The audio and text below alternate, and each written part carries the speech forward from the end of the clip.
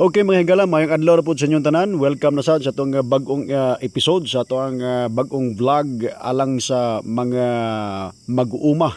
Tudluan mo na ko unsaon na paggamaog fermented fruit juice. Kini nga fermented fruit juice mo na itong gigamit nato sa itong usa sa mga components nato sa itong MMP starter, MMP grower o MMP finisher. So karong adlaw naggama taw fermented fruit juice nga ginama gikan mismo sa jackfruit kung nangka kay kini nga nangka mangod mahigala taas kay ni siya og mga vitamins and minerals nga makuha nato at the same time pampagana og kaon sa atong mga alagang hayop. Of course kuhaon sa dinmo ng liso ato nang chapchapon kini nga nangka kay mo ni usa sa mga components nato nangka and pineapple no na nangka og pinya ang atohang gigama ani mga higala alang sa mga gusto makat-on sa paggama og fermented fruit juice.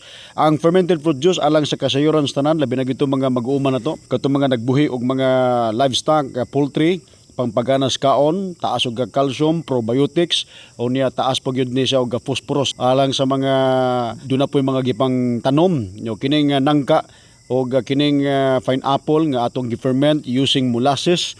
Labi na gyud tong mga nananom diha nga gamit nga organic nga mga pamaagi. So ang fermented fruit juice labi na gyud nag-start na inyong mga tanom o bunga nindot kini sa i-apply para mas taas ang inyong harvest. So kini ako nining gi-chop-chop ning gi-usap-usap na mo nga nangka. So waste lang ni siya mga higala. So nindot ni siya kayo, juicy jud ni siya kayo, tamis kayo sa mga higala. So mao ni akong usa sa mga components nako sa ako hanga gigama nga MMP grower o MMP starter o MMP finisher sa katong mga suki nako nga mga customers nato sa ato hanga feed. So mao na siya nahuman na nako. Unya timbangon nako na siya kung pilay timbang ani mao po na siya equivalent sa tong molasses. So nilapas na siya og mga 10 kilos kapin plus mo timbang punta og molasses 10 kilos kapin gyapon na no mao ni ako hanga gamon so total of 20 kilos ni siya tanan nga mga fermented fruit juice nga ako hanga gigamaan ni.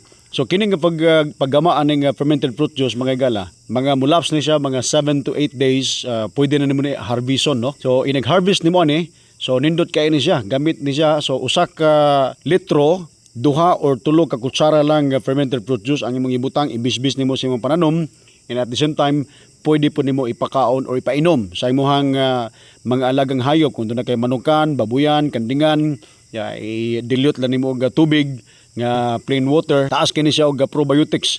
So di na mo kinahanglan maggama pa og lain mga probiotics. So right after ani so mao na ako hang gigama nga fermented fruit juice katong ato hang jackfruit o niya plus pinya o niya ato ning ukayon niya ining human atong ukay na once nga ma-settle na siya mga higala so pwede na nimo na tabunan no. So before na ko na tabunan so kinahanglan maukay-ukay gyud maayo kay para ang katong juicy sa iyang molasses maukay gyud siya ngadto sa ilalo. Mao ni nga pagproseso sa ato hang fermented fruit juice. So sayon ra jud kayo. Ingon sila lisod kuno ang pagpangumang nga organic very easy convenient mga higala. At the same time dili pa gyud mo makagasto og dako. Mo nag-encourage mo na ko tanan. So nakita niyo karon ako na ning gitabunan. Pwede na to tabunan silupin, pwede po na to tabunan og Manila paper. Kay ang purpose nato na para dili siya mag-contaminate. Para dili siya mabutangan og mga kagaw, unya dili po siya mabutangan og mga ud og any kinds of larvae. So dili siya maitlugan.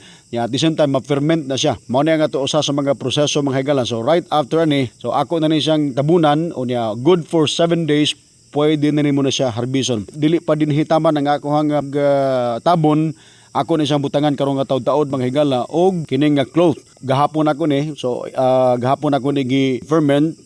So mga naa sa mga July 6 na ko na sa gi-ferment. So mga pipila ka mga adlaw 6, 7, 8, 9, 10, 11, 12, 13 inig ka 13 ani pwede na nako na siya ma-harvest. Mo ni usa sa mga gigama nako mga higala nga pangpalasa sa kaon pangpalasa sa feed sa akuhang gigama nga MMP grower, MMP starter o MMP finisher para lami kayo ang kaon sa inyohang mga alagang hayop. So ako na sang gilibilan. So June 6 na ako na gihimo mga higala. So karon pag ko naka-edit ani nga mga video tungod kay medyo busy kayo ang inyohang galang mag-uma. Inani nga proseso no maggama ta o maghimo ta og organic nga fertilizers.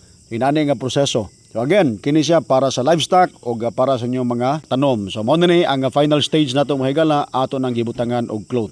para nindot jud kayo ang ihang fermentation. Daghang salamat sa inyo nga pagtan-aw kini inyong ubos nga alagad sa kahanginan, Johnny Sniper Coquilla. Mayong buntag, mayong adlaw, mayong gabi mga mag-uuma.